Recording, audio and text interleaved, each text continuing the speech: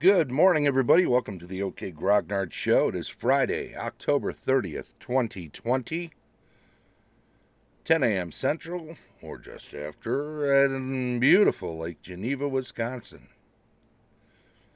Well, it's Friday. That means it is Building Adventures Day. And we're going to continue with the series of sections in the first edition Advanced Dungeons and Dragons Dungeon Master's Guide. It was land adventures and adventures in the air. The follow-up sections are Waterborne Adventures and Adventures Underwater, or Underwater Adventures. I forget which way it goes. But today we'll do Waterborne Adventures. It's a fairly chunky section. Some of it actually we will probably skip over just because it's mainly stats and the like. But because of what it is, let's dive right in. Waterborne Adventures. In due course, your players will evince a desire to travel by water. Rivers, lakes, and the seas have always provided mankind with a means of transportation and livelihood as well. From the first raft and reed boat, ambache, I've never seen that word, or I have and have totally forgotten it, and catamaran. Let's do a quick look up on it. Ooh, I need my headphones. Ambache? Ambach? I don't know. Whoop. Let's get it up here. Let's see. Ooh. No pronunciation guide. A rapidly growing thorny tree of the Nile, valued for its white pith-like wood.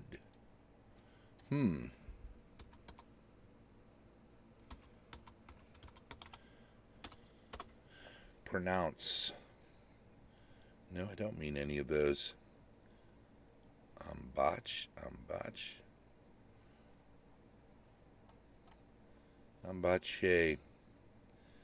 No, it doesn't want to give me a pronunciation guide for that.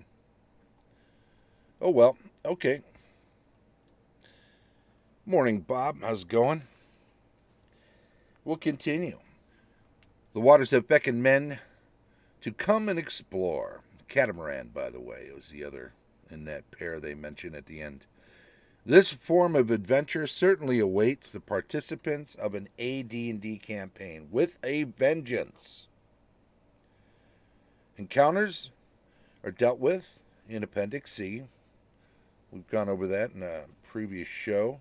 Random monster encounters, Waterborne Encounters. This being subdivided into fresh and saltwater encounters. Information regarding ships and their armaments and crews is detailed here. The rules are general in nature to allow playing at any scale or upon any playing surface desired, hex or square grid, floor, etc. General classes of vessel. Rowboats. Small boats with or without a sail, which are rowed by oars or paddled, fall into this category.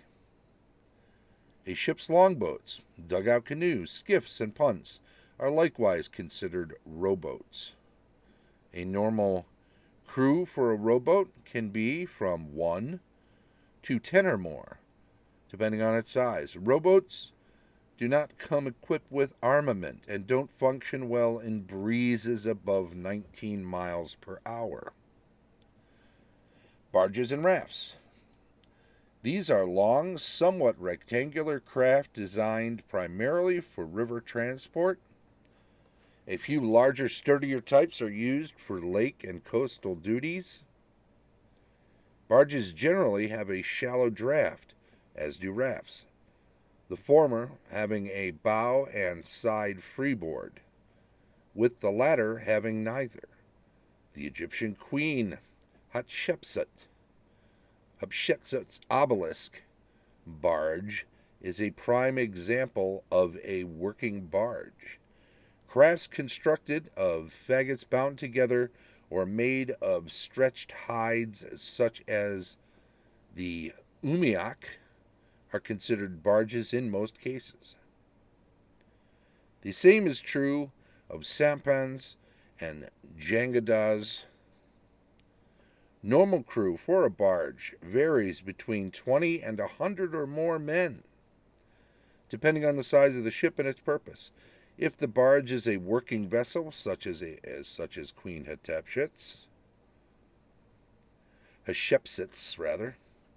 it is conceivable that it could require as many as 100 men, if not more, to man such a mammoth barge. Sampans and jagadas, on the other hand, do not require a great crew to man them. Sampans need only 3 to 10 men, while jangadas require as few as 1.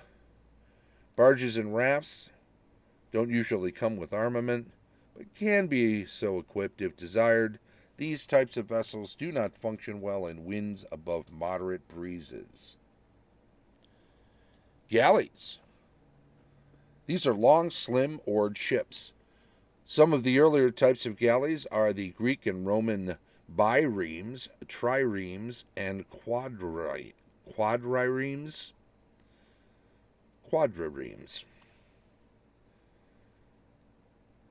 There are actually, that's 2, 3, and 4. I've seen illustrations of 5 banks of galley oars, and I don't know if that was just a fanciful imagining of one, or if quintriremes would have existed.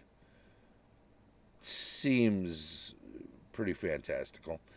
These galleys have 2, 3, and 4 banks of oars. The type most commonly used in AD&D is the Drekar, a Viking dragon ship. This is a square-sailed oared ship having a single mast that can be unstepped. She is the easiest to maneuver in choppy waters because the planks are overlapped and riveted together, clinker built, in parentheses. This gives her the ability to move with the waves instead of forcing her hull through them. Crew for galleys depend on the size. Some can have as few as 30 men manning the oars, while others have been known to have 200 or more. Most galleys, because of the need of space for the men at oars, do not venture far from land. The general construction is such that even though she is seaworthy, it is more comfortable to be near land or sail the rivers and make camp on the shore.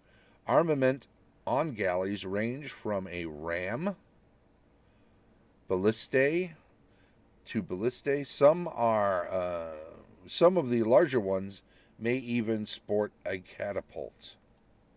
You know, we're going to get into a whole episode somewhere along the line, devote a whole show to siege weapons and such. That's a definite need, I think. There are a lot more of them than you would think, and also, I think, a fair amount of misunderstanding in regard to them because of misuse of words over time. But that's, again, for another show.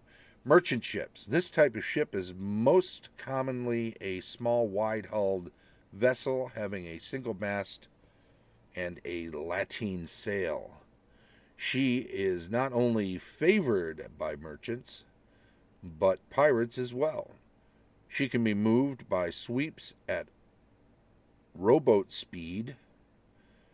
Cogs, carracks, and caravels of the 13th and 14th century are considered to be excellent merchant ships because of their sturdiness and the few sailors required to man them. Most ships of this type can feasibly carry 100 or more men, but because of onboard conditions and money, ships are manned by a minimal crew of at least 10 men, including the officers. Pirates are the exception when manning ships. They will fill the ship with men, sailing up and down the coast for about a week, plunder if they can, and then put into port. Typical armament for this kind of ship include ballistae and perhaps a catapult. Warships. These vessels tend to be fast, but at most times not very seaworthy, particularly the early ones. The ultimate warship for the purpose of D&D is the Now. She is square-sailed like the cog, but features 2 or more masts and is of caravel construction. She also has a distinctive overhanging forecastle and a rounded stern. The crew of a warship mainly consists of 2 or 3 men to work each ballista, 3 or 4 men to handle the catapult, and the rest to man the sails. It is possible to have 100 or more men on board, but because of the shortage of space for food and fresh water, the number is usually considerably less. Hull values. Okay, now we get into some of the nitty-gritty. This, I think, a lot of this, I think, falls under a separate conversation that isn't a building adventures conversation. Yeah, you know what? We're going to save some of this for future consumption. I think this is a campaign discussion or possibly a rules discussion. Maybe we should just revisit this portion on a Sunday.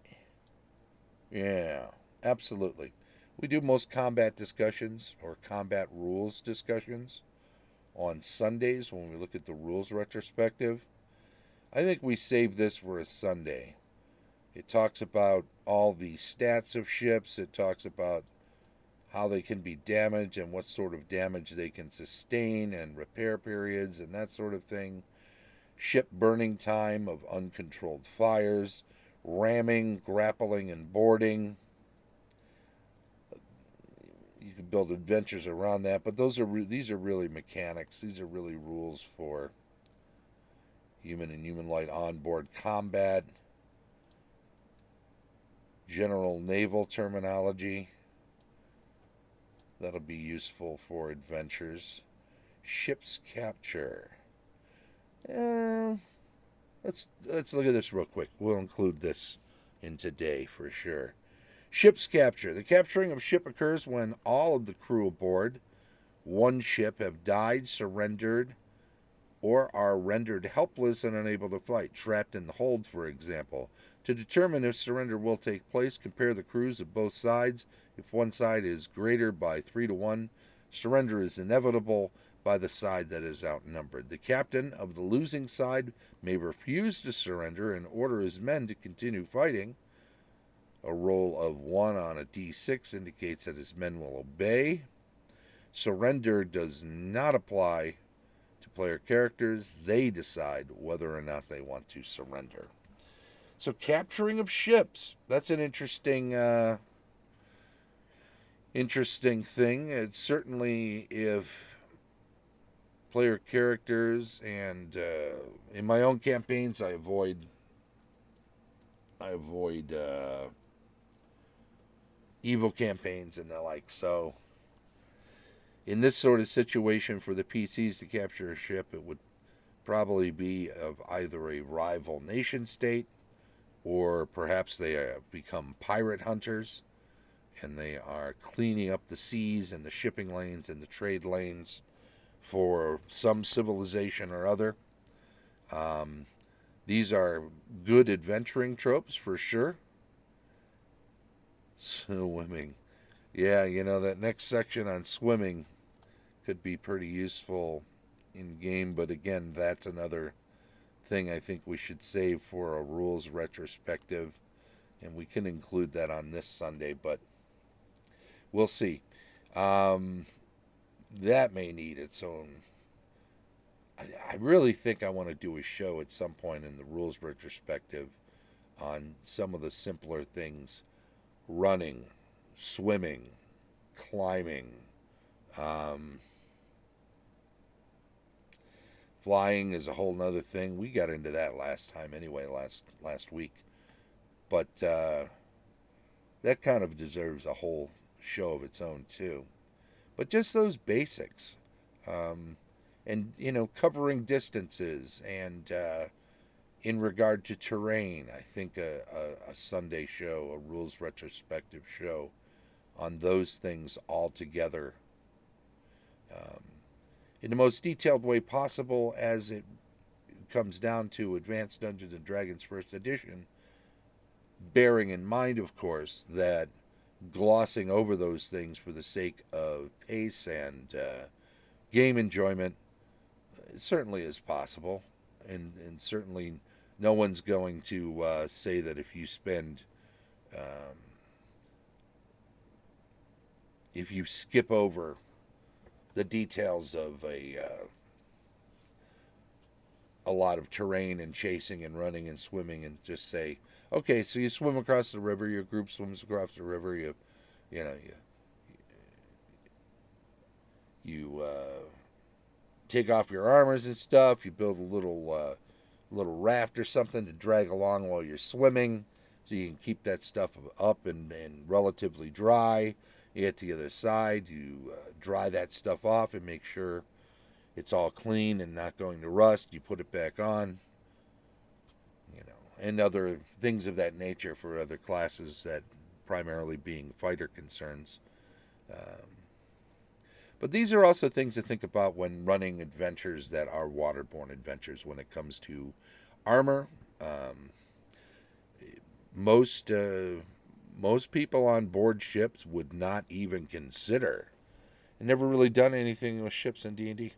Yeah, a lot of waterborne adventures are sort of glossed over too. A lot of times in campaigns, as long as there are ships going from place to place and you can purchase passage on them, a lot of times you can just say, okay, you purchase passage on a ship. You need to get from this city to that city. We'll roll some dice. We'll check for some random encounters, as long as you're not assaulted by some leviathan or attacked by pirates. Most other things, the ship has a goal: get to that other port. They're going to ignore unusual things for the most part. They're not going to be distracted by things. They have a mission. They're going to get it done. Get to that other city. But as I was saying, with the armor, people generally avoid. Oh, Lexfire. Hey, thank you very much. Very kind of you. I still don't really know much about the subscription stuff going on with Twitch. It just doesn't come up a whole lot, but I know it helps the channel. When you do that, helps its visibility, helps its longevity, and I appreciate it very much, George. Bob has to say there's an open source traveler game called Cepheus Engine. It is a light version, Cepheus Light. It has some great rules for vehicle chases and combat. What would be easy to adapt to D&D ship horse chases and whatnot. Yeah, it's interesting. Avoids the pitfalls of a real tedious war game, but still has some crunch, so it isn't just a ref making stuff up. Yeah, and that's a danger too, because players that come to play a game and then discover that, did I not have this on the whole time? That's crazy. Sorry about that, guys. And players that come to play a game and then everything seems like it's just at the whim of the DM, and the DM just decides whether something happens or it doesn't happen. There's no randomness, there's no die rolling, there's no anything like that. Well, at some point we're sitting around making up a story at the behest of somebody who gets to decide whether or not something is in or not in the story. And that's okay if that is the goal and what you want to do. But if you're going to play a game, there has to be a certain element of chance to it. And, that includes for things like chases and sea voyages and all of this other stuff. So don't. And there'll be some things that players decide to do that you can certainly, as a GM, just allow, because there's no real element of risk to what they're deciding to do. In the case of a shipping lane there, where it's definitely free of pirates, you might want to describe that there are some patrol boats, so that there's an element of understanding as to why there are no pirates. And if the weather is relatively smooth, if you've rolled and determined that the weather, and maybe you just know the climate and you want to say it's the perfect season for sailing, and you're going from this town to the other town, and as long as you pay the freight, no problem, you'll get there. And you can do that for expediency's sake. But if you do that all the time, and there's never any chance of any sort of risk or anything being on the line for any circumstances, then you're not really playing a game. You're not including the game portion of role-playing game in what you're doing. And sooner or later, a lot of players who have signed up to play a role-playing game will find that less than enthralling. So be careful of that. Ship's capture. Now, there is a possibility pirates come and overwhelm and capture the ship that the players have booked passage on, and the crew is so small or not equipped to fight off such an incursion, and they're outnumbered by far. And it may well be that the captain has determined, for the sake of his crew and their families, that surrendering, come on board, take the treasures, whatever there are, and just let us live, is the smart move at the time. Now, the player characters can't be forced to surrender as well, but if they do, any number of different adventures can come of it. I mean, you can have a charming captain who actually talks them into it. Hey, you know what? The kingdom, they will pay ransom for prominent individuals, including yourselves. And we could even split it. But if that message comes from me that says I've got 4 of your citizens, one of them from the Temple of blah blah, and another one who is a prominent member in the guilds, and by way of mentioning some of their deeds, you can say that these people are important, then maybe that's the thing. Maybe he takes them back to an island. Maybe they overthrow the pirate island one way or another, or maybe the pirates have an enemy that's even greater than themselves that they could use some assistance in dealing with, so maybe there's a deal to be struck. All right, we'll let the ship and his captain and crew go, but you 4, however many there are, stay with us. There's an island we wanted to set up as a home base, but there are some powerful creatures on it. We would lose too many men trying to take it, but man, this island is primo. This is exactly what we want. So maybe they throw in with the pirates. I've never run ships either, but I had my PCs travel inside the mouth of an intelligent whale recently. Nice. What is it? JL Rune? Nice. Let me get you on the list here. Hopefully you're following the channel, and I'll put you on the chimed in on the stream chat list. You'll be included for potential giveaway on the week. Anyway, you know, a lot of times, rather than just giving a quest to some individual or to a group, to an adventuring group, just mentioning that there's something and talking about how difficult it is gives them the opportunity to make a choice to become involved. And well, it may be something that you're hoping for and expecting to happen. You don't have to put it up into into the game as a proposal that is expected to be taken. As if, hey, look, here's your next mission. Here's what you're going to do next. You just float it. See if they pick up on it and decide to do it for themselves. Maybe they strike a deal with the pirates. Maybe the pirates, well, where are you taking us? Well, we're going to such and such a place. That's pretty far from here. There's a base we're actually looking at, or a place we wanted to take up as a base that's a lot closer. Unfortunately, it's guarded by this dragon. You know dragons. They're the ones with all that treasure.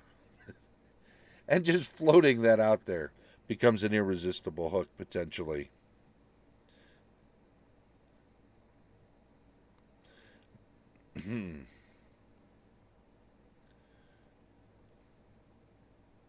And, looking at the time. We're right about there. So I want to just say to everybody, thank you very much for coming out today.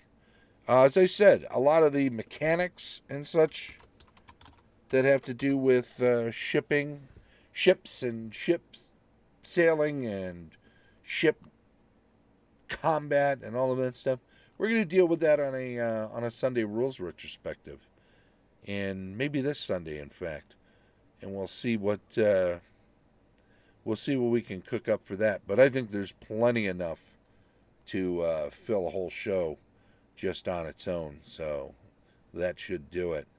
Hey, I want to say thank you very much to everybody who's following the channel. I appreciate all of you coming out. Welcome to JL Rune in particular, and thank you, George and Bob. Appreciate it. This has been a pretty good Building Adventures. You know, a lot of ground to cover with Waterborne, and just getting a lot of those details out are good initially. We could definitely spend another time, another Friday show, another Building Adventures show, speaking to a lot more of the possibilities that you can do with Waterborne Adventures at a future date. Can't ever cover everything, right? I do want to say thanks to everybody. Come on back, 10 a.m. tomorrow. GM reviews. I think we're going to be looking at the movie Pandorum. I wanted to do something for Halloween, and it came up in a question on some forums about what is one of your favorite horror films, and the sci-fi horror movie Pandorum popped into my head, so I wanted to revisit that. Rules retrospective on Sunday, weekly news and announcements on Monday, cartography and world building on Tuesday, campaign discussion on Wednesday, GMing tips on Thursday, and then back around the horn to Building Adventures on next Friday. If you're catching up with this on YouTube, thank you very much. Please do subscribe to the channel and give a little thumbs up to any videos you happen to view, and feel free to chime in the comment section with any constructive criticism you might have. It never hurts to help us make the show a little better. This has been the OK Grognard Show, 10 a.m. daily from beautiful Lake Geneva, Wisconsin. Bye-bye.